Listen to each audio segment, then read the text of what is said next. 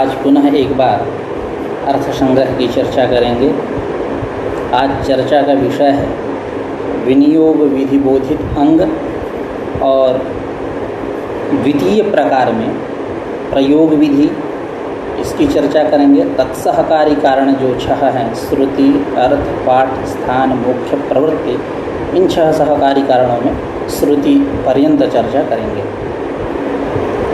तो पहले विनियोग विधि बोधित अंग की चर्चा कर लेते हैं। तो ग्रंथकार कह रहे हैं एतत् सहकृतेन विनियोग विधिना समिदादिभिः उपकृत्य दर्शपूर्णमासाभ्यां यजेत इत्येवं रूपेण यानि विनियुज्यन्ते अंगानि तानि द्विविधानि सिद्धरूपाणि क्रियारूपाणि चेति। कहीं कहीं ऐसा भी अन्य ग्रंथों में पाठ है कि यानि विनियुज्यन्ते तानि अंगानि द्विविधानि। खैर, तो अब यह जो विनियोग विधि के जो 6 सहकारी कारण थे, श्रुति, लिंग, वाक्य, प्रकरण, स्थान, समाख्या, ये सब 6 सहकारी कारण, इनकी भी आवश्यकता है। तो जैसे इस पंक्ति को इस प्रकार से समझते हैं, समिधो यजति और दर्शपूर्णमासाभ्याम यजेत। समिधो यजति में अंगता का ज्ञापन कराना, दर्शपूर्णमासाभ्याम यजेत इसमें प्रधानता का ज्ञापन कराना, ज्ञान कराना, यह विनियोग विधि बतलाती है, कराती है। क्योंकि अंग प्रधान संबंध बोधको विधि ही विनियोग विधि है। अंग और प्रधान, इन दोनों के बीच में जो संबंध, उपकारी उपकारक भाव रूप संबंध ले लीजिए, या अंगांगी भाव रूप संबंध ले लीजिए, या निरूप्य निरूपक भाव रूप संबंध ले लीजिए, तद्बोधक जो विधि है वो विनियोग विधि है। तो विनियोग विधिना एतत् सहकृतेन विनियोग विधिना, एतत् सहकृतेन विनियोग विधिना यानी श्रुत्यादि 6 प्रमाण सहकृतेन विनियोग विधिना, उनको लेकर के, उनको साथ में लेकर के विनियोग विधिना समिदादिभिः उपकृत्य दर्शपूर्णमासाभ्याम यजेत। समिदादिभिः उपकृत्य यानी समिधो यजति इत्यनेन अंगेन उपकारं विधाय, उपकारं संपाद्य, उपकार का संपादन करके, क्योंकि ये दर्शपूर्ण मास जो है उससे ये उपकृत हैं। जब उनको उपकार का आकांक्षा होती है तो समिधो यजति की उपस्थिति होती है, ये उपकृत होता है। दर्शपूर्ण मासाभ्याम यजेत, तो एतत् सहकृतेन विनियोग विधिना श्रुत्यादि 6 जो 6 सहकारी कारण हैं, इनके साथ सहकृत जो विनियोग विधि है, इस विनियोग विधिना समिदादिभिः उपकृत्य दर्शपूर्णमासाभ्याम यजेत इत्येवं रूपेण यानि अंगानि विनियुज्यन्ते, जितने अंगों का विनियोग होता है, तानि द्विविधानि। तो विनियोग विधि क्या करती, इन दोनों के बीच में क्या संबंध है, यह ज्ञान करा दी विनियोग विधि। और श्रुत्यादि 6 जो सहकारी कारण हैं, उनका भी यहाँ आवश्यकता है, उनकी भी आवश्यकता है, उनकी भी सहकारिता अपेक्षित है विनियोग विधि में। उसी को ग्रंथकार कह रहे हैं कि एतत् सहकृतेन श्रुत्यादि 6 प्रमाण सहकृतेन विनियोग विधिना। अन्वय पहले कर लेते हैं एक बार कि एतत् सहकृतेन विनियोग विधिना यानि अंगानि विनियोज्यन्ते, यानि अंगानि विनियुज्यन्ते समिदादिभिः उपकृत्य दर्शपूर्णमासाभ्याम यजेत इत्येवं रूपेण तानि द्विविधानि। वो 2 प्रकार के हैं। इस पूरे पंक्ति का यह आशय हुआ कि श्रुत्यादि 6 प्रमाण सहकृत जो विनियोग विधि है, इस विनियोग विधि के द्वारा समिधो यजति, इससे उपकृत जो दर्शपूर्णमासाभ्याम यजेत, इस रूप से जितने अंगों का विधान होता है वो सारे अंग तानि अंगानि द्विविधानि, वो 2 प्रकार के हैं। कौन कौन? तो सिद्ध रूपाणि क्रिया रूपाणि चेति। सिद्ध रूप और क्रिया रूप। तो सिद्ध रूप और क्रिया रूप यानी सिद्ध रूप अंग कौन है? जो कर्ता के प्रयत्न से साध्य हो, जो कर्ता के प्रयत्न से साध्य न हो, सिद्ध हो, ऑलरेडी पहले से हो, सिद्ध रूप है। और क्रिया रूप अंग वो वे हैं जो कर्ता के प्रयत्न से साध्य हो। जैसा कि पहले सिद्ध रूप अंग की चर्चा करेंगे क्रियारूप अंग के दो भेद बतलाएंगे, गुण कर्म प्रधान कर्म। अभी सन्निपत्योपकारक आराधोपकारक इसकी चर्चा ग्रंथकार स्वयं करने वाले हैं। सिद्ध रूप अंग जैसे जाति ले लीजिए, द्रव्य ले लीजिए, संख्या ले लीजिए। जैसा पशुना यजेत, पशुना यजेत यहाँ पशुत्व रूप जाति, ब्रीहिभिर यजेत, अब यहाँ ब्रीहि क्या है? द्रव्य। या संख्या का उदाहरण आरुण्या पिंगाक्षा एक हायन्या गवा सोमम कृणाति, वहाँ एक हायन्या एकत्व संख्या।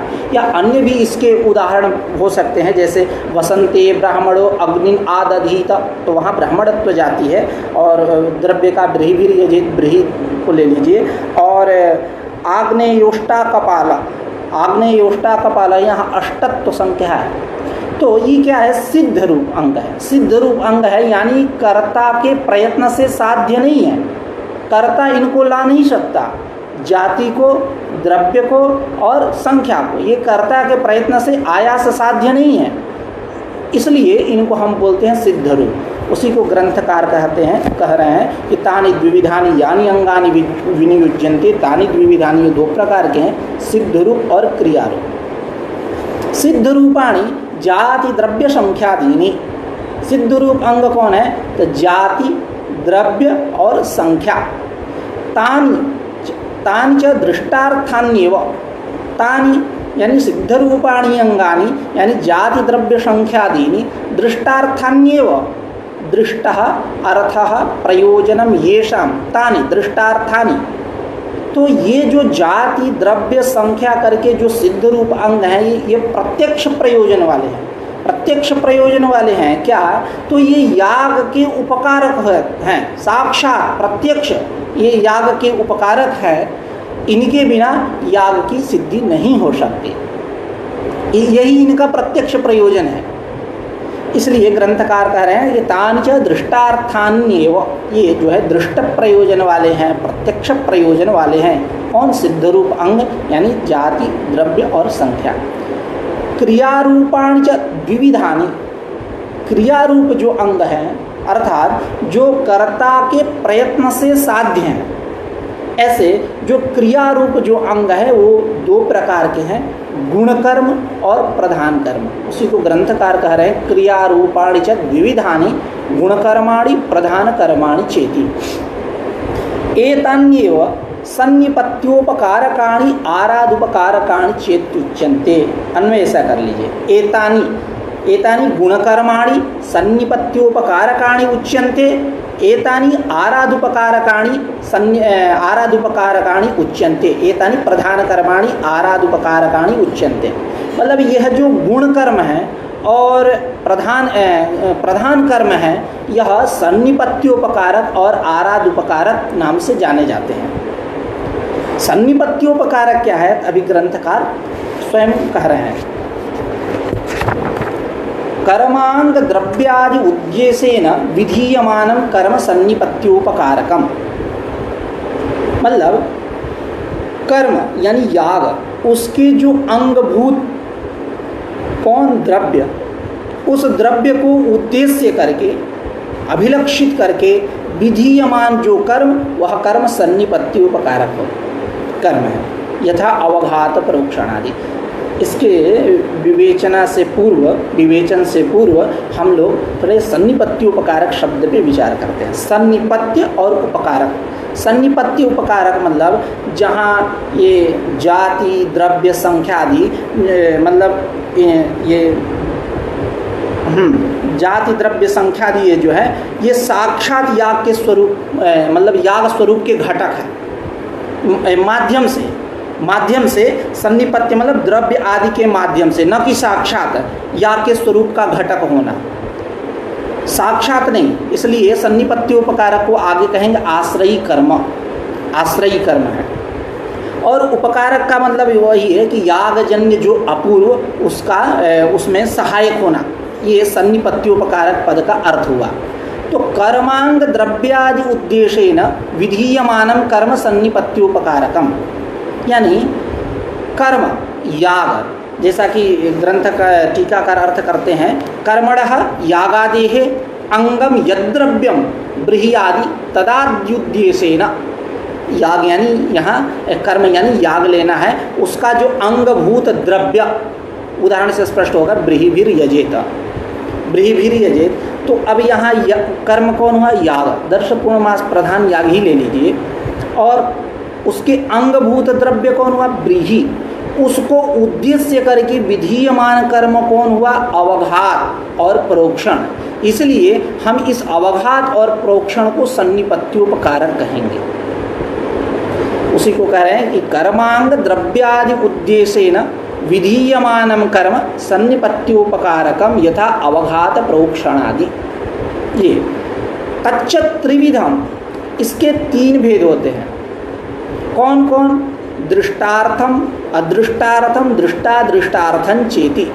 दृष्टार्थ, अदृष्टार्थ और दृष्टादृष्टार्थ। कुछ दृष्टार्थ यानी प्रत्यक्ष प्रयोजन वाले हैं, कुछ अदृष्टार्थक हैं, कुछ क्या है? दृष्टार्थक भी हैं और अदृष्टार्थक भी हैं, यानी दृष्टादृष्टार्थक। उदाहरण से स्पष्ट होगा।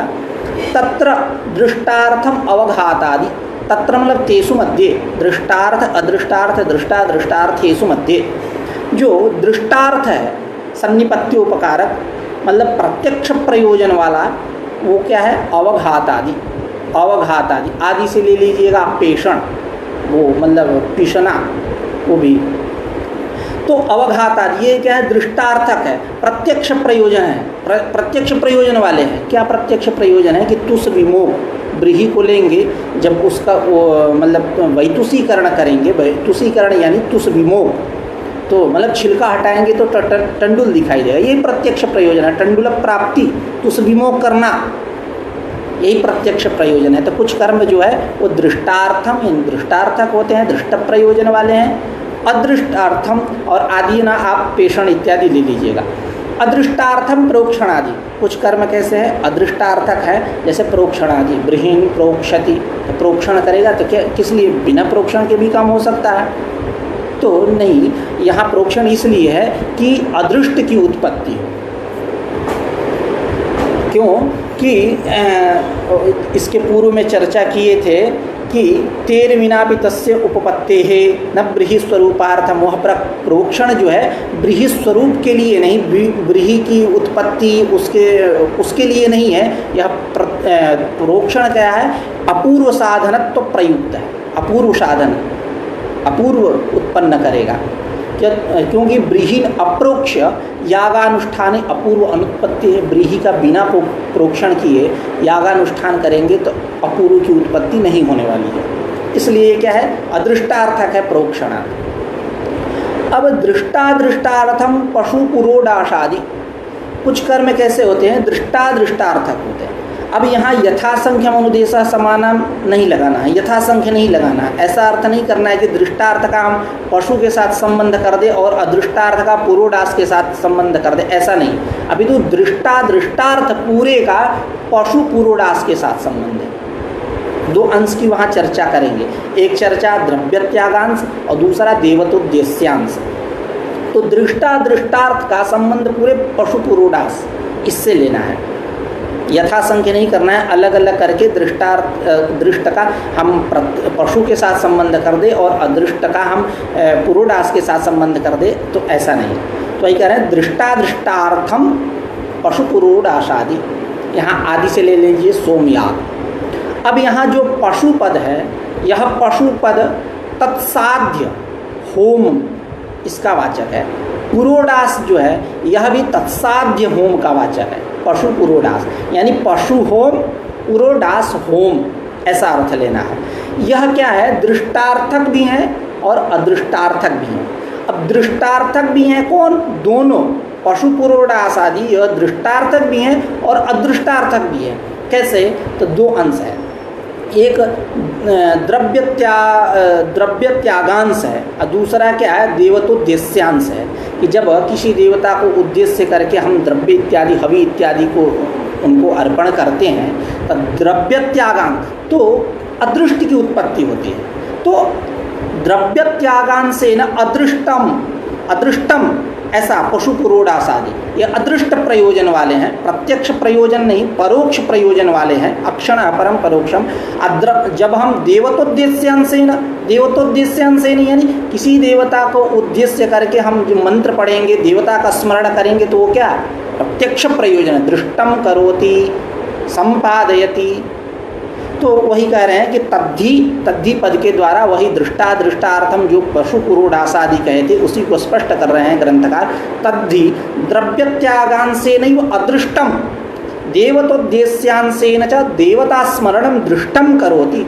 द्रव्य त्यागांश को लेकर के हम अदृष्टम करोति और देवतोद्देश्यांशेन देवता स्मरणम, देवता का स्मरण करना मंत्र इत्यादि के द्वारा बोल करके देवता का स्मरण करना, यही क्या है दृष्ट प्रयोजन है। तो ये उभय विध है।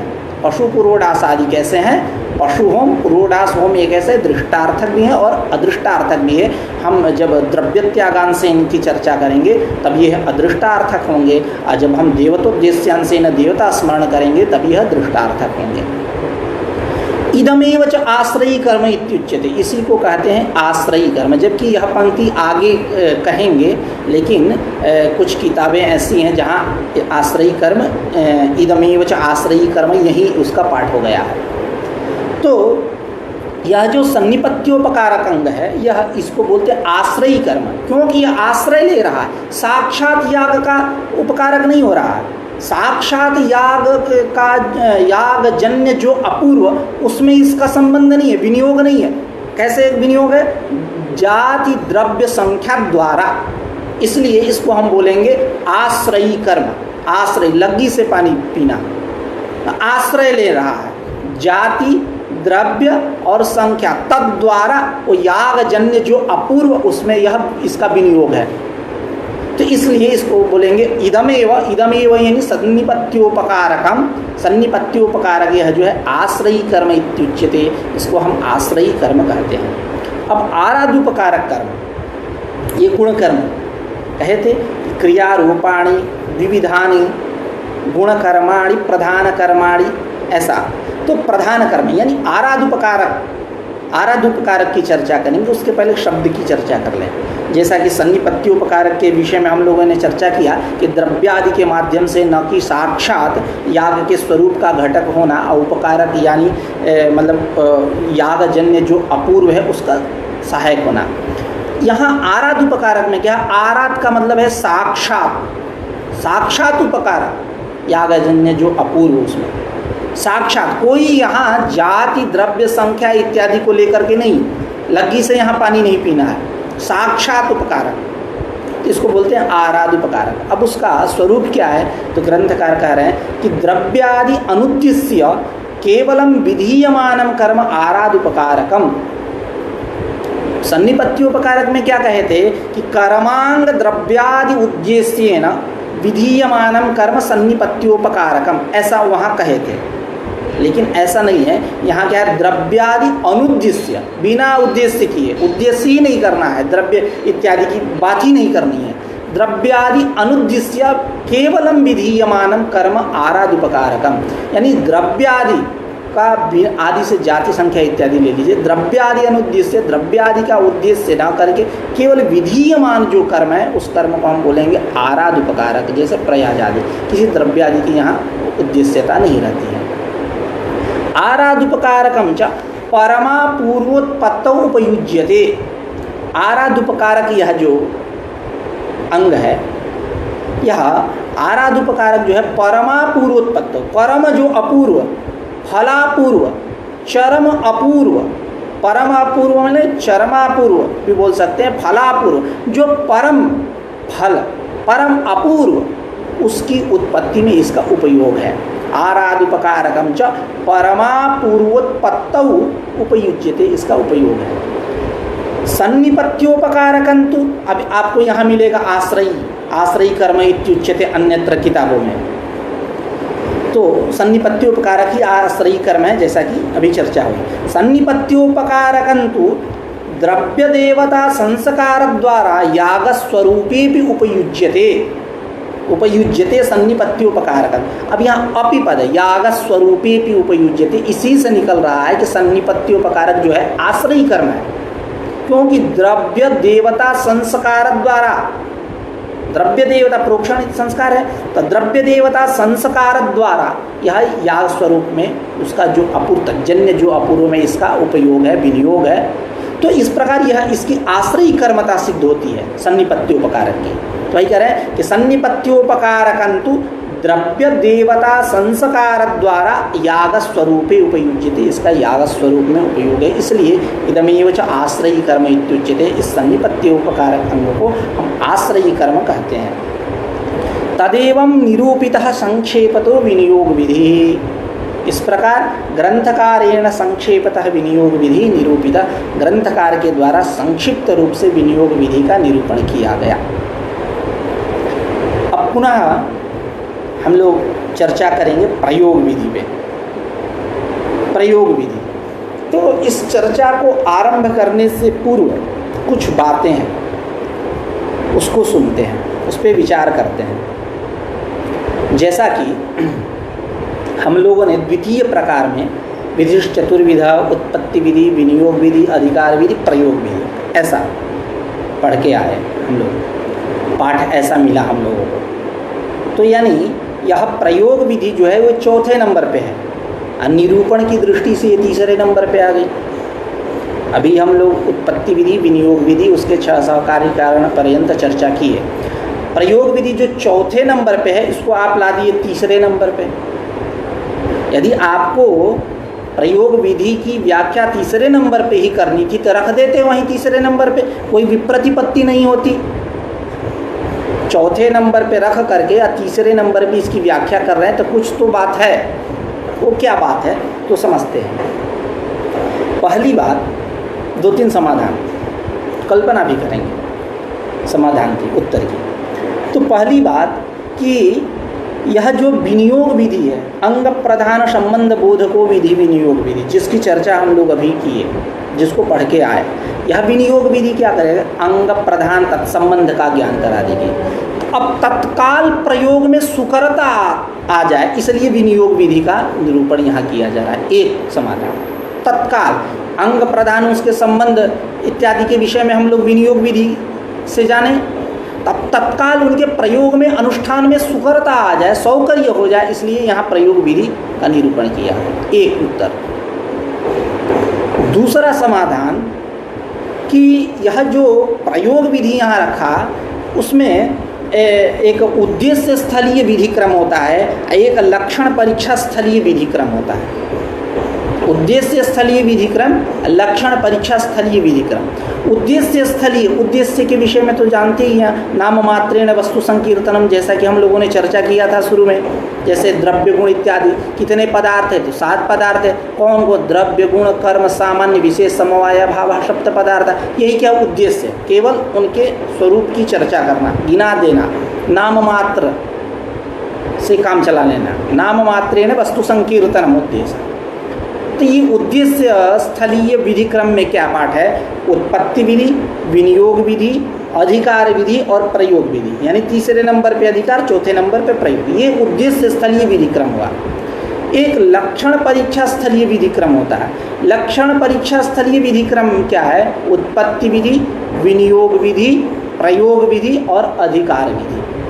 लक्षण परीक्षा स्थलीय विधि क्रम यानी लक्षण यानी लक्षितस्य लक्षणम संभवति नवेति विचारः परीक्षा। लक्ष्य में लक्षण जा रहा है कि नहीं, लक्षितस्य लक्षणम संभवति नवेति विचारः परीक्षा, यही क्या है? विचार ही परीक्षा है। तो उद्देश्य स्थलीय विधि क्रम और लक्षण परीक्षा स्थलीय विधि क्रम, यहाँ लक्षण परीक्षा स्थलीय विधि क्रम को लेकर के इन्होंने तीसरे नंबर पे इसको रखा। दूसरा समाधान। तीसरा समाधान कि प्रयोग विधि के द्वारा याग का ज्ञान होगा, प्रयोग का ज्ञान होगा, अनुष्ठान का ज्ञान होगा। आनंतर्य का क्या बोलते हैं? शैघ्र्य का, अभी प्रयोग प्राशुभाव बोधको विधि, प्रयोग विधि, शैघ्र, द्राग यानी अविलंब, इस सब का ज्ञान होगा। उसके बाद न चर्चा होगी कि कौन किसका अधिकारी है, क्योंकि अधिकार विधि कर्मजन्य फल स्वाम्य बोधको विधि। अधिकार विधि कर्मजन्य फल स्वाम्यम नाम कर्मजन्य फल भोक्तृत्वम, कर्मजन्य फल भोक्तृ, कर्मजन्य जो फल, उस फल का यह भोक्ता है। तो पहले कर्म की तो चर्चा कर लो, इसलिए यहाँ प्रयोग विधि रखे तीसरे नंबर पे कि ये ऐसे करिए, अविलंब होगा, ऐसे अनुष्ठान करिए, प्राशुभाव होगा, द्राग होगा इत्यादि। तो पहले इसकी चर्चा करेंगे, तब ना हम तत्स्वाम्य की चर्चा करेंगे। तो यानी उसके पूर्व में इसका निरूपण ठीक है। ये 3 समाधान। खैर आप देवादि आचार्य जो हैं यह क्रम नहीं मानते हैं, उनके यहाँ उत्पत्ति विधि, विनियोग विधि, अधिकार विधि, प्रयोग विधि यही क्रम है। तो ये उनका मत है। हम लोग लौगाक्ष भास्कर को पढ़ रहे हैं, उन पे चर्चा कर रहे हैं, उनके मतों पे। तो उन्होंने जैसा कहा वैसा हम लोगों ने विचार किया। सिद्धस्य गति चिंतनी यहाँ तो तीसरे नंबर पे क्यों रखा गया, तो तमाम मतलब उक्ति या युक्तियाँ हम लोगों ने स्थापित किया। अब आते हैं अतः प्रयोग विधि। प्रयोग विधि क्या है? प्रयोग विधि प्रयोग प्राशुभाव बोधको विधि प्रयोग विधि। प्रयोग प्राशुभाव, प्राशुभाव यानी प्रकर्षेण आशु, प्राशु। अब आशु, आशु यानी जैसा कि इसको समझ, जैसे संस्कृत वाङ्मय में आशु कवि होते हैं। आशु कवि बहुत सारे लोग हैं, जैसे हमारे BHU में विंध्येश्वरी प्रसाद मिश्र जो इस समय विभागाध्यक्ष संकाय प्रमुख हैं, आशु कवि उनको कहा जाता है। अनुदेव भट्टाचार्य ये आशु कवि हैं। ऐसे अभिराज राजेंद्र मिश्र, इनको भी आशु कवि कहा जाता है। रमाकांत शुक्ल, पद्मश्री रमाकांत शुक्ल, वो भी आशु कवि हैं। तो ऐसे अनेक आचार्य हैं आशु कवि। तो वहाँ जो आशु पद का अर्थ है तत्काल वही लेना है यहाँ, इसके अतिरिक्त कुछ नहीं लेना है। जैसा कि भगवान शिवशंकर को, महादेव को आशुतोष बोलते हैं, तुरंत प्रसन्न होने वाले हैं। तो वहाँ जो आशु पद का अर्थ है वही आशु यहाँ है, कुछ अलग इससे मतलब वो नहीं लेना है। तो प्रयोग प्राशुभाव बोधको विधि प्रयोग विधि यानी प्राशुभाव प्रकर्षेण आशु, प्राशु प्रयोग तस्य भाव प्राशुभाव। यहाँ त्व प्रत्यय नहीं करना, भाव आनुपूर्वी के साथ समास करना है। ये नहीं कि वो अर्थ को करके प्राशुत्व प्राशुता ऐसा नहीं करना है। प्रकर्षेण प्राशु, प्रकर्षेण आशु प्राशु तस्य भावः प्राशुभावः प्रयोगस्य यः प्राशुभावः इति प्रयोग प्राशुभावः तस्य बोधकः प्रयोग प्राशुभाव बोधकः विधि प्रयोग विधि। यानी प्रयोग यानी याग, उसका जो प्राशुभाव, प्राशुभाव यानी अविलंब, शीघ्र, द्राग, तद्बोधक जो विधि है उसको हम बोलेंगे प्रयोग विधि। सच अंगवाक्यैक वाक्यतापन्न प्रधान विधिरेव, यह प्रधान विधि है। सच विधि प्रयोग विधि प्रधान विधिरेव अंगवाक्यैक वाक्यतापन्न, एक वाक्यता। जैसा कि स्वर्ग कामो यजेत, स्वर्ग कामो यजेत यानी स्वर्ग की कामना है तो याग करो।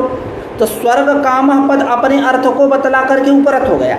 यजेत जो है कि स्वर्ग की कामना करने वाला, और यजेत पद जो है याग करें इस अर्थ को बतला करके उपरत हो गया। लेकिन जब आकांक्षा होगी यह परस्पर अन्वित होंगे और एक वाक्य बनेंगे, एक वाक्यता होगी, एक वाक्य बनेंगे।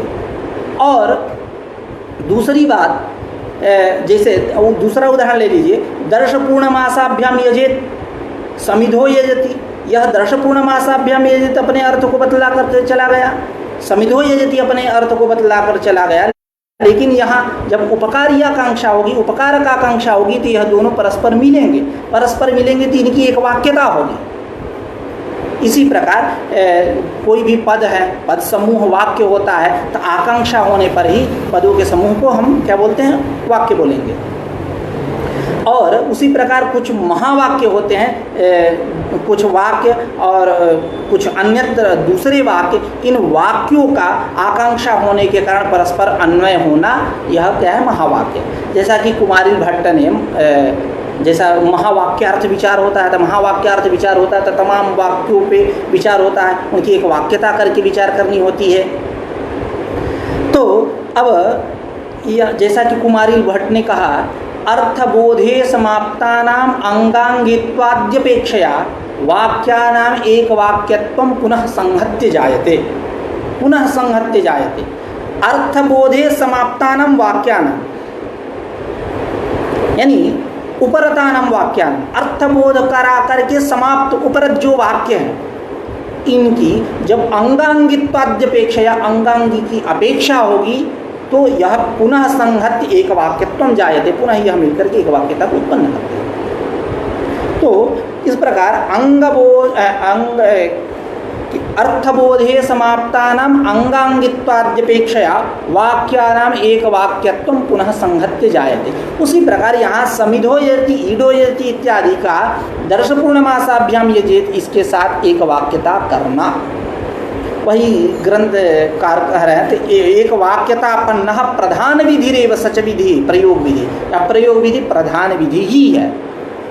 सच प्रयोग विधि अंग वाक्यिक वाक्यतापन्न, अंग वाक्य के साथ एक वाक्यतापन्न, अंग वाक्य समिधो यति जोड़ यति इत्यादि जो भी लेना है। तो सच विधि प्रयोग विधि अंग वाक्यिक वाक्यतापन्न, अंग वाक्य के साथ एक वाक्यतापन्न प्रधान विधि रेव प्रधान विधि ही है।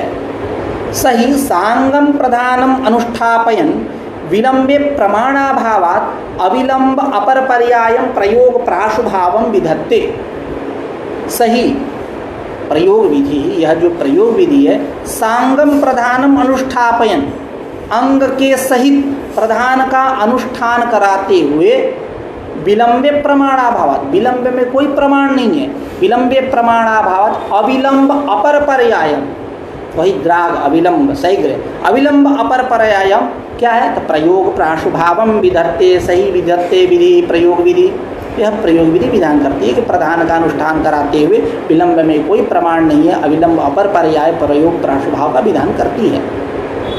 न च तदविलंबे प्रमाणाभाव इति वाच्यम न वाच्यम, कह रहे हैं कि तदविलंबे अविलंबे प्रमाणाभाव इति वाच्यम न वाच्यम, अविलंब में कोई प्रमाण नहीं है ऐसा कहना चाहिए तो आप नहीं कह सकते, क्योंकि प्रमाण है। क्या प्रमाण है तभी बतला रहे हैं। तदविलंबे अविलंबे प्रमाणाभाव प्रमाणम नास्ति इति वक्तुम न शक्यते न वाच्यम, ऐसा नहीं कह सकते कि विलंब में अविलंब में कोई प्रमाण ही नहीं है, ऐसा नहीं कह सकते। क्यों कि विलंबे ही अंग प्रधान विधि एक वाक्यतावगत तत्साहित्यानुपपत्ति, यही साहित्यानुपपत्ति होने लगेगी, यही प्रमाण बनेगा साहित्यानुपपत्ति कि अंग प्रधान विधि, अंग विधि प्रधान विधि, अंग प्रधान विधि एक वाक्यता अवगत, जब इनकी एक वाक्यता होगी तो उस एक वाक्यता से अवगत जो तत्साहित्य है, सहभाव है, वो साहित्य क्या होगा? अनुपपत्ति है। विलंब कर देंगे तो साहित्य कहाँ बनेगा? अनुपपत्ति है, अनुपपत्ति होने लगेगी। इसलिए आप जो कह रहे थे कि विलंबे तद अविलंबे प्रमाणाभाव न वाच्यम, ऐसा नहीं कह सकते, क्योंकि साहित्यानुपपत्ति होने लगेगी। अंग प्रधान विधि एक वाक्यता अवगत जो तत्साहित्य है, सहभाव है, उसकी अनुपपत्ति होने लगेगी। इसलिए आप नहीं कह सकते कि तद अविलंबे प्रमाणाभाव, ऐसा नहीं कह सकते। आगे कह रहे हैं कि विलंबेन क्रियमाणयोः पदार्थयोः इदमनेन सहकृतम इति साहित्य व्यवहाराभावात्, कह रहे हैं कि विलंबेन क्रियमाणयोः पदार्थयोः, विलंब से पदार्थों का हम अनुष्ठान करेंगे कि इदम अनेन सहकृतम, यह कर्म इसके साथ सहकृत है। इस प्रकार का जो साहित्य व्यवहार है, यह साहित्य व्यवहार कहाँ हो पाएगा? साहित्य व्यवहार ही नहीं हो पाएगा। इसलिए कह रहे हैं कि तदविलंबे प्रमाणाभावः न वाच्यम, नहीं कह सकते। विलंबेन क्रियमाणयोः पदार्थयोः इदमनेन सहकृतमिति साहित्य व्यवहारा भावात्, ये हेतु बनेगा तो न वाच्यम, ऐसा नहीं कर सकते कि विलंबे अविलंबे प्रमाणाभाव, प्रमाण नहीं है, ऐसा नहीं कर सकते। तमाम प्रमाण ही प्रमाण है। फिर सच अविलंबो नियते क्रमे आश्रियमाणे भवति, यह अविलंब कैसे होगा? ये अविलंब कैसे आएगा? द्राग जो अविलंब शीघ्र है, यह शीघ्र कैसे आएगा? शीघ्रता कैसे आएगी? तो कह रहे हैं कि सच अविलंब नियते क्रमे आश्रियमाणे भवति, नियत क्रम का आश्रयण करने पर ही होता है। आप सब्जी बनाते समय, जैसा कि मैंने शायद पहले ही दिन ही उदाहरण के रूप में चर्चा किया था कि जैसे सब्जी बनानी है, आपको सब्जी बनानी है तो पहले उसको सब्जी को काट करके सुधार करके सारी व्यवस्था करके रख लेंगे, उसके बाद धो धा के रख लेंगे, उसके बाद जो कढ़ाई है उस पर चढ़ाएंगे, बनाएंगे। तो एक यह नियत क्रम है, अविलंब होगा, शीघ्रता आएगी।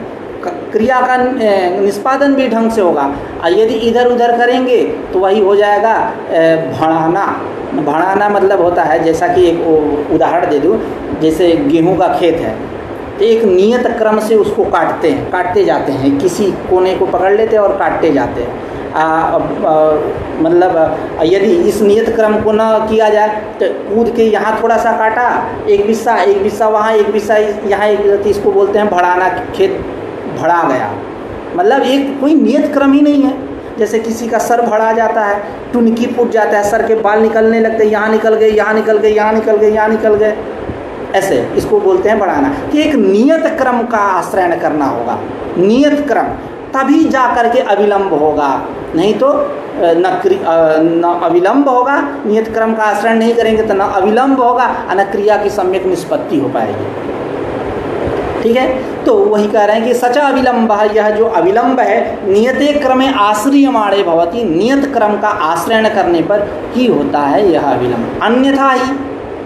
अन्यथा ही यानी नियत क्रम अनाश्रयण, नियत क्रम का आश्रय नहीं करेंगे तो क्या हुआ, किमेतद अनंतरम एतत् कर्तव्यम एतद अनंतरम वेति, प्रयोग विक्षेपापत्ति है, प्रयोग विक्षेपापत्ति हो जाएगी। किमेतद अनंतरम एतत् कर्तव्यम, क्या इसके अनंतर इसका अनुष्ठान करना चाहिए, या एतद अनंतरम इसका अनुष्ठान करना चाहिए, इस प्रकार प्रयोग की विक्षेपापत्ति हो जाएगी। जैसा कि भामती में चर्चा की है कि प्रत्येक इंद्रियों में आप चेतनत्व मानेंगे तो शरीरम उन्मत्थेत, हाथ कहेगी कि पूर्व दिशा में चलो, पैर कहेगा कि उत्तर दिशा में चलो, मस्तिष्क कहेगा कि पश्चिम दिशा में चलो, तो कहाँ कहाँ चलेगा, पूरे शरीर में तमाम चेतन हो गए तो शरीरम उन्मत्थेत अक्रियम प्रसज्जेत, शरीर एकदम उन्मत्थित हो जाएगा। और मतलब ये प्रत्येक में चेतनत्व व्यवहार करेंगे, या तो अक्रियम प्रसज्जेत, अक्रियता आ जाएगी, ऐसा वाचस्पति मिश्र कहते हैं भामती में। तो उसी प्रकार यहाँ प्रयोग विक्षेपापत्ति हो जाएगी। अन्यथा ही मतलब नियत क्रम अनाश्रयण है, नियत क्रम का आश्रय नहीं करेंगे, निश्चित क्रम का आश्रय नहीं करेंगे तो क्या होगा, किमे तदनंतरम एतत् कर्तव्यम, क्या इसके अंतर इसका अनुष्ठान करना चाहिए, एतदनंतरम वा, इसके अनंतर इसका अनुष्ठान करना चाहिए। इस प्रकार प्रयोग विक्षेपापत्ति होने लगेगी। इसलिए नियत क्रम का आश्रय करिए तभी अविलंब होगा, शीघ्रता आएगी। आगे कह रहे हैं, अतः प्रयोग विधिरेव स्वविधेय प्रयोग प्राशुभाव सिद्ध्यर्थम नियतम क्रममपि पदार्थ विशेषणतया विधत्ते। कह रहे हैं अतः प्रयोग विधिरेव, यह प्रयोग विधि स्वविधेय प्रयोग प्राशुभाव सिद्ध्यर्थम, इसका विधेय क्या है, प्रयोग प्राशुभाव, वही अविलंब। तो यह जो प्रयोग विधि है स्वविधेय प्रयोग प्राशुभाव की सिद्धि के लिए नियतम क्रममपि, नियत क्रम का भी पदार्थ विशेषणतया यानी पदार्थ विशेषणतया यानी क्रिया विशेषणतया विधत्ते, प्रयोग विधि विधत्ते, प्रयोग विधि विधान करते, क्रममपि क्रम का भी, एक तो क्रिया का विधान कर ही रही है, तद्विशिष्ट क्रम का भी विधान कर रही है। यह प्रयोग विधि जो है स्वविधेय, उसका विधेय क्या हुआ, प्रयोग प्राशुभाव, उस प्रयोग प्राशुभाव के सिद्धि के लिए एक नियत क्रम का भी पदार्थ विशेषणतया विधान कर रही है। तो अब पदार्थ विशेषणतया विधान कर रही है तो अब ये बात, इस बात पे थोड़ी सी चर्चा कर लेते हैं। यदि हम क्रिया का विधान प्रयोग प्राशुभाव, इसका विधान हम स्वतंत्र रूप से माने और क्रम का स्वतंत्र रूप से हम विधान मानने लगेंगे तो क्या होगा, वाक्य भेद हो जाएगा। एक ही विधि से दो का विधान करोगे तो वाक्य भेद ही होगा, तो वाक्य भेद हो जाएगा, तो वाक्य भेद ये क्या है, दोष है। इसलिए यहाँ कहा जा रहा है, ये बात कही जा रही है कि नियतम क्रममपि पदार्थ विशेषणतया, वो क्रम जो है क्रिया का विशेषण होगा, तो अर्थात तद विशिष्ट क्रम विशिष्ट क्रिया का विधान हो रहा है। तो उसी बात को ग्रंथकार कह रहे हैं लोकाक्षी भास्कर, प्रयोग विधि रेव, यह जो प्रयोग विधि है स्वविधेय प्रयोग प्राशुभाव सिद्ध्यर्थम, अपनी विधेय प्रयोग प्राशुभाव की सिद्धि के लिए नियतम क्रममपि पदार्थ विशेषणतया, नियत क्रम जो है इसका पदार्थ विशेषणतया, क्रिया विशेषणतया विधान करती है। अतएव अंगानम क्रमबोधको विधि प्रयोग विधित्यपि लक्षणम, यह भी लक्षण आप कह सकते हैं कि अंगानम क्रमबोधको विधि प्रयोग विधि, अंगों का जो अंगों के क्रम बोधक जो विधि है उस विधि का मतलब इसका अनुष्ठान करिए, उसके बाद इसका, उसके बाद इसका, उसके बाद इसका, यही क्या है, क्रम है। अंगानम क्रमबोधको विधि प्रयोग विधि, इसलिए अंगों का जो क्रमबोधक विधि वह प्रयोग विधि है। इत्यपि लक्षणम, यह भी लक्षण कर सकते हैं, यह भी इसका लक्षण हो सकता है। जैसा कि अध्यास के 2 लक्षण भाष्य में बतलाए गए, शारीरक भाष्य भगवत शंकराचार्य के द्वारा जो विरचित है। एक स्मृति रूप परत्र पूर्व दृष्टावभाषा, और उसके बाद अतस्मिन् तद्बुद्धि। तो जो पहला स्मृति रूप परत्र पूर्व दृष्टावभाषा वह विशेष लक्षण है, दूसरा क्या सामान्य लक्षण है। उसी प्रकार यह सामान्य लक्षण भी आप कर सकते हो।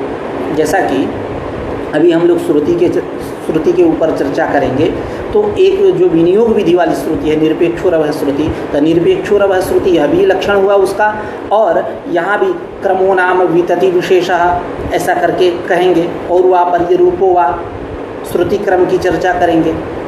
तो अब यह भी लक्षण हुआ, ये विशेष लक्षण है, वो सामान्य लक्षण है, ऐसा कर लीजिए।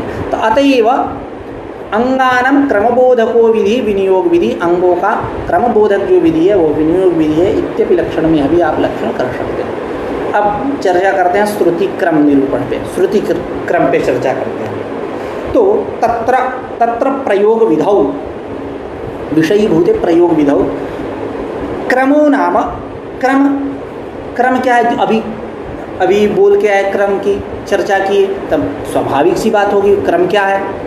तो कह रहे तत्र, तो क्रमो नाम, क्रम क्या है, तो वितति विशेष। वितति विशेष मतलब पौर्वापर्य रूप और वितति विशेष। तो वितति विशेष क्या है कि प्रथमम एकम अंगम अनंतरम एकम, प्रथमम एकम अंगम अनंतरम अन्यत, अनंतरम अन्यत, अनंतरम अन्यत, इस प्रकार चरम अंग पर्यंत, इस प्रकार चरम अंग पर्यंत जो आनुपूर्वी है उस आनुपूर्वी को ही बोलते हैं वितति। एकदम वहाँ तक कि प्रथमम एकम अंगम, तदनंतरम अनंतरम अन्यत, अनंतरम अन्यत, अनंतरम अन्यत, इस प्रकार चरम अंग पर्यंत जो आनुपूर्वी एक तैयार हुआ उस आनुपूर्वी का ही नाम है वितति। और पौर्वापर्य यानी पूर्वपरयोः भावः पौर्वापर्यम अर्थात आनंतर्यम, इसके बाद, ऐसा जो अर्थ शब्द का अर्थ है। मंगलानंतरारंभ संप्रश्नकार्षणीयेषु अथवा वो अनंतर्य। जैसे धर्म जिज्ञासा ब्रह्म जिज्ञासा करते हैं तो वहाँ क्या है, अथ शब्द अनंतर्य का वाचक है, तो आनंतर्य वही आनंतर्य। तो पौर्वापर्य मतलब पूर्वापरयोः अपर शब्द है पौर्वापर्य में, पूर्वापरयोः भावः पौर्वापर्यम यानी आनंतर्यम इत्यत्र तात्पर्य, उसमें तात्पर्य है, उसी को कह रहे हैं क्रमो नाम। क्रम क्या है, वितति विशेष यानी पौर्वापर्य। तत्र षट् प्रमाणानि श्रुत्यर्थ पाठ स्थान मुख्य प्रवृत्ताख्यानि। अब कह रहे हैं कि तत्र प्रयोग विधौ, इस प्रयोग विधि में जिस प्रकार विनियोग विधि के 6 सहकारी कारण थे, श्रुति लिंग वाक्य प्रकरण स्थान समाख्या, ठीक उसी प्रकार यह प्रयोग विधि के भी 6 सहकारी कारण हैं। कौन कौन, श्रुति, अर्थ, पाठ, स्थान, मुख्य और प्रवृत्ति, ये 6 सहकारी कारण हैं। तत्र तेषु सहकारी कारणेषु क्रमपर वचनम श्रुति, क्रमपर वचनम श्रुति यानी क्रम, जैसे अभी उदाहरण देंगे वेदम कृत्वा वेदिम करोति, तो यह श्रुति का लक्षण हुआ, क्रम पर वचन यही इसका विशेष लक्षण है। सामान्य लक्षण वो है निरपेक्षोरवा श्रुति, जैसा कि हमने चर्चा किया था अभी स्मृति रूप परत्र पूर्व दृष्टावभासः, यह विशेष लक्षण हुआ अध्यास का। अतस्मिन् तद्बुद्धि, यह सामान्य लक्षण हुआ। ठीक उसी प्रकार क्रम पर वचनम श्रुति, यह जो हुआ विशेष लक्षण, और निरपेक्षोरवा श्रुति यह सामान्य लक्षण। क्रम पर वचनम श्रुति, क्रम पर वचनम श्रुति जो कि इसके बाद इसका अनुष्ठान हो। वेदम कृत्वा वेदिम करोति, वेद मतलब दर्भमुष्टि, उसका निर्माण करके वेदिका का निर्माण करो, तो वेदिका का निर्माण करो, यही क्या है, क्रम पर है। ये क्रम पर मतलब इसके बाद इसका अनुष्ठान करना, यही क्या है, क्रम पर वचन है। वो उसी को कहेंगे तत्र तेषु षट्सु सहकारी कारणेषु क्रम पर वचनम श्रुति ही तच्च विविधम, यह श्रुति जो है केवल क्रम परक है और तद्विशिष्ट पदार्थ परम, दो इसके भेद। केवल क्रम परक श्रुति होती है और तद्विशिष्ट पदार्थ परम यानी क्रम विशिष्ट पदार्थ परम, ऐसा अर्थ लेते हैं। तो तेन क्रमेण विशिष्ट पदार्थ तत्परमिति तद्विशिष्ट पदार्थ परम। तब इसको समझते हैं। तत्र वेदम कृत्वा वेदिम करोति केवल क्रम परम। वेदम कृत्वा, वेद मतलब दर्भमुष्टि, उस दर्भमुष्टि का निर्माण करके वेदिम करोति, वेदिका का निर्माण करता है। तो वेदिका का निर्माण करता है, तो यहाँ केवल क्या क्रम की चर्चा हो रही है, केवल क्रम की चर्चा हो रही है, मतलब इसके बाद इसका। तो वेद यानी दर्भमुष्टि, वेदी, वेदी यानी क्या होता है, तो इसको समझते हैं इस प्रकार कि किसी भी याग में 3 प्रकार की अग्नियों का उल्लेख मिलता है। एक दाक्षिणाग्नि, एक गार्हपत्याग्नि, एक आहवनीय अग्नि। तो दाक्षिणाग्नि, इन तीनों अग्नियों के लिए 3 कुंड बनाए जाते हैं। दाक्षिणाग्नि जो है उसके लिए दक्षिण दिशा की तरफ कुंड बनता है, और जो बची 2 अग्नि गार्हपत्य और आहवनीय अग्नि, यह गार्हपत्य और आहवनीय अग्नि के लिए, आहवनीय अग्नि के बीच में जो 4 अंगुल का खाता रहता है, 4 अंगुल की का मतलब 4 अंगुल का जो गड्ढा होता है जिसमें हवि का स्थापन होता है, उसी को बोलते हैं वेदी। तो वेदम कृत्वा वेदिम करोति, वेद का निर्माण करके, वेद यानी दर्भमुष्टि, दर्भमुष्टि का निर्माण करके वही कुश मुष्टि का निर्माण करके वेदिम करोति, वेदिका का निर्माण करता है। ये केवल क्रम परम, केवल क्रम की चर्चा हो रही है, ये तद्विशिष्ट पदार्थ परक नहीं है, केवल क्रम की। समान कर्तृकयो पूर्व काले, सूत्र से कत्ता प्रत्यय, वो कत्ता प्रत्यय ही बतलाता है कि पूर्वकालिक क्रिया क्रम को बतला रहे हैं। कत्ता प्रत्यय रूप श्रुति, भुक्त्वा गच्छति, खा करके जा रहा है, समान कर्तृकता है, जो खा रहा है वही जा रहा है। तो वो कत्ता प्रत्यय रूप श्रुति के द्वारा केवल क्रम का विधान हो रहा है, वेदी का विधान नहीं, वेदीकरण का विधान नहीं हो रहा है। उसी को कह रहे हैं आगे, वेदीकरणादि वचनांतर प्राप्तत्वात्, वेदीकरण का विधान नहीं है, क्योंकि वेदीकरण आदि जो है, वेदीकरण जो है वो वचनांतर के द्वारा प्राप्त है, अन्य वचन के द्वारा प्राप्त है, अन्य विधि वाक्य के द्वारा प्राप्त है। केवल यहाँ क्रम का विधान हो रहा है कि इसके बाद इसका निर्माण करो, यानी दर्भमुष्टि जो है, वेद जो है यानी दर्भमुष्टि जो है, कुशमुष्टि, इसके निर्माण के बाद वेदिका पे जाओ। ये केवल क्रम की चर्चा करा है, क्योंकि वेदीकरण आदि जो है वचनांतर के द्वारा प्राप्त है। जैसा कि कहते हैं कि दर्श पूर्णमासयोः हविः अधिवसानोत्तरम वेदीकरण विधिवाक्येनैव वेदीकरणस्य प्राप्तत्वात् तदनुवादेन कत्वा प्रत्ययोक्त क्रममात्र विधीयते इति भावः। जैसे दर्श पूर्णमास याग के प्रकरण में हवि अधिवासनोत्तरम, हवि जो है, हवि विषय जो किसी द्रव्य को, जो द्रव्य है जो देवता को दिया जाता है, तो उस दर्श पूर्णमास याग में हवि अधिवासनोत्तरम, हवि का अधिवासन के बाद वेदीकरणादि विधि वाक्य नहीं, वेदीकरण जो विधि वाक्य है वो विधि वाक्य बतलाएंगे कि वेदिका का निर्माण करो। वेदीकरण विधि वाक्य नहीं, वो वेदीकरण से प्राप्त, वेदीकरण की प्राप्ति है। अब यहाँ तदनुवादेन, वह वेदीकरण का अनुवाद करके केवल कत्वा प्रत्ययोक्त क्रम मात्र का विधान किया जा रहा है, केवल कत्वा प्रत्यय के द्वारा क्रम मात्र का। क्यों? इसके बाद कत्वा प्रत्यय पूर्व काले, समान कर्तृकयो पूर्व काले, पूर्व काल है, यानी इसको बनाने के बाद इसका भोक्त्वा गच्छति, खा करके जा रहा है। तो कर्ता प्रत्यय के द्वारा यहाँ केवल कर्ता प्रत्यय रूप श्रुति के द्वारा क्रममात्र का विधान हो रहा है। उसी को ग्रंथकार कह रहे हैं कि वेदीकरणादेः वचनांतर प्राप्तत्वात् तत्र वेदम तत्र मतलब तयोः मध्ये केवल क्रम परम तद्विशिष्ट पदार्थ परम अनयोः द्वयोः मध्ये केवल क्रम परम का उदाहरण दे रहे हैं कि वेदम कृत्वा वेदिम करोति इति केवल क्रम परम वेदीकरणादेः वचनांतर प्राप्तत्वात्। अब तद्विशिष्ट पदार्थ परम का उदाहरण दे रहे हैं कि वषट्कर्तुः प्रथम भक्ष इति तो क्रम विशिष्ट पदार्थ परम, ये क्रम विशिष्ट पदार्थ परम।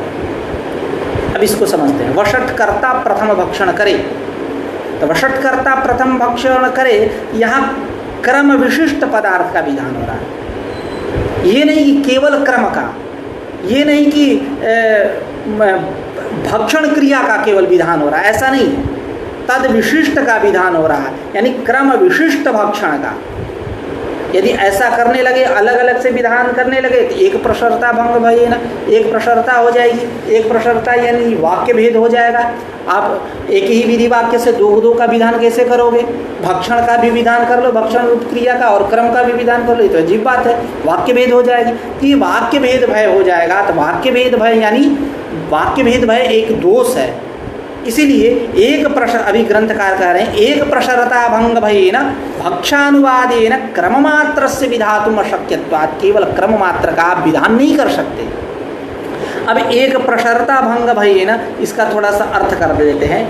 एकस्मिन् अर्थे प्रशरः वृत्तिर्यस्य तत्पदम एक प्रशरम तस्य भावम एक प्रशरता, या यूँ कह ले एकः प्रशरः ययोः तयोः भावः इति एक प्रशरता, और तस्याः भयेन इति एक प्रशरता भंग भयेन, अर्थात वाक्य भेद भयेन, वाक्य भेद होने लगेगा। क्रिया का भी विधान कर दो, क्रम का विधान कर दो एक ही विधि से, तो वाक्य भेद होने लगेगा, जो कि दोष है। इसलिए कह रहे हैं कि वषट कर्तु प्रथम भक्ष इति क्रम विशिष्ट पदार्थ परम, या क्रम विशिष्ट पदार्थ परक वाक्य है, अर्थात यहाँ क्रम का भी बोध हो रहा है और क्रिया का भी बोध हो रहा है। एक प्रशरता भंग भयेन, एक प्रशरता भंग भयेन, एक प्रशरता भंग यानी वाक्य भेद न हो जाए, इसलिए भक्षानुवादेन, भक्ष का अनुवाद करके क्रम मात्र से विधातुम अशक्यत्वात्, केवल क्रम मात्र का विधान नहीं कर सकते, तद विशिष्ट का विधान हो रहा है, अर्थात क्रम विशिष्ट क्रिया का यहाँ विधान हो रहा है। अब आगे कह रहे हैं कि सेयम श्रुति ही इतर प्रमाणापेक्षा बलवती, यह जो श्रुति है अन्य प्रमाणों के अपेक्षा बलवान है, बलवती है। इसको समझते हैं कैसे कि तेषां वचन कल्पन द्वारा क्रम प्रमाणत्वात्, तेषां मतलब इतर प्रमाणानां वचन कल्पन द्वारा प्रमाणत्वात्, उनमें प्रमाणिकता, क्रम में प्रमाणिकता कब आएगी? जब हम वचन कल्पना करते हैं। यहाँ श्रुति में कोई वचन कल्पना करने की आवश्यकता नहीं पड़ती है, इसलिए यह बलवान है। जैसा उदाहरण से स्पष्ट हो जाएगा कि ऐन्द्रवायवं गृह्णाति, मैत्रावरुणं गृह्णाति, आश्विनं गृह्णाति, तो इस प्रकार आश्विन जो है वो तृतीय स्थान पे गृहीत है। तो उसके लिए हम एक वाक्य बना करके, क्या अश्विनस्तृतीयो गृह्यते, अश्विन का तीसरे स्थान पर ग्रहण। यह तृतीय, ये जो क्रमबोधक शब्द है, इसकी हम कल्पना की है, क्योंकि तीसरे स्थान पर उसका पाठ है। तो अश्विन तृतीय गृह्यते, और एक है जो ऑलरेडी पहले से क्रमवाचक शब्द वहाँ जुड़ा हुआ है, अश्विन दशमो गृह्यते, अश्विन का 10वें स्थान पर ग्रहण करना चाहिए। तो एक जगह हमें कल्पना करनी पड़ रही है, एक जगह क्रमबोधक वाक्य है, तो जहाँ कर्मबोधक वाक्य है वहाँ कल्पना तो करनी नहीं पड़ रही है। इसलिए श्रुति जो है वो पाठ आदि की अपेक्षा, इतर आदि की अपेक्षा, इतर प्रमाण आदि की अपेक्षा बलवान हुई। उसी बात को कह रहे हैं कि सेयम श्रुति ही इतर प्रमाणापेक्षा बलवती। यह जो श्रुति है इतर प्रमाण आदि की अपेक्षा, अर्थ पाठ इत्यादि की अपेक्षा बलवान होती है। क्यों? कि तेषां वचन कल्पना द्वारा क्रम प्रामाण्यत्वात्, तेषां प्रमाणत्वात्, तेषां मतलब श्रुत्यादीनां, तेषां मतलब अर्थादीना, इतर प्रमाणानां में, इतर जो प्रमाण है इनमें वचन कल्पना द्वारा वचन की कल्पना करते हैं। और वेदम कृत्वा वेदिम करोति, यहाँ कोई क्रमबोधक वाक्य की कल्पना, शब्द की कल्पना, प्रत्यय की कल्पना नहीं करनी पड़ती है। वहाँ कर्त्वा प्रत्यय ऑलरेडी पहले से है, वो जो क्रम को बता रहा है, किसके बाद इसको करो। तो तेषां इतर प्रमाणानां वचन कल्पना द्वारा, वचन की कल्पना द्वारा क्रम प्रमाणत्वात्, क्रम में प्रमाणिकता आती है। श्रुति में ऐसा वचन कल्पना नहीं करनी पड़ती, इसलिए यह श्रुति कैसी है? बलवान है। संयम श्रुति इतर प्रमाणापेक्षया बलवती। अतएव इसीलिए अश्विन ग्रहस्य पाठक्रमात् तृतीय स्थाने ग्रहण प्रसक्ता। पाठक्रमात् ऐन्द्रवायवं गृह्णाति, मैत्रावरुणं गृह्णाति, आश्विनं गृह्णाति, यह पाठ्यक्रम से तीसरे स्थान पर पठित है। अतएव बलवत्वादेव श्रुतेः बलवत्वादेव इतर प्रमाणापेक्षया अश्विन ग्रहस्य पाठक्रमात् तृतीय स्थाने ग्रहण प्रसक्तौ ग्रहण प्रसक्ति होने पर अश्विनो दशमो गृह्यते, अश्विन का 10वें स्थान पर ग्रहण करना चाहिए। इति वचनात्, इस वचन से दशम स्थाने ग्रहणम इत्युक्तम, 10वें स्थान पे अश्विन का ग्रहण होता है। यहाँ क्रमबोधक किसी वाक्य की कल्पना, किसी पद की कल्पना नहीं करनी पड़ रही है श्रुति में, ऑलरेडी क्रमबोधक शब्द है, क्रमबोधक प्रत्यय हैं।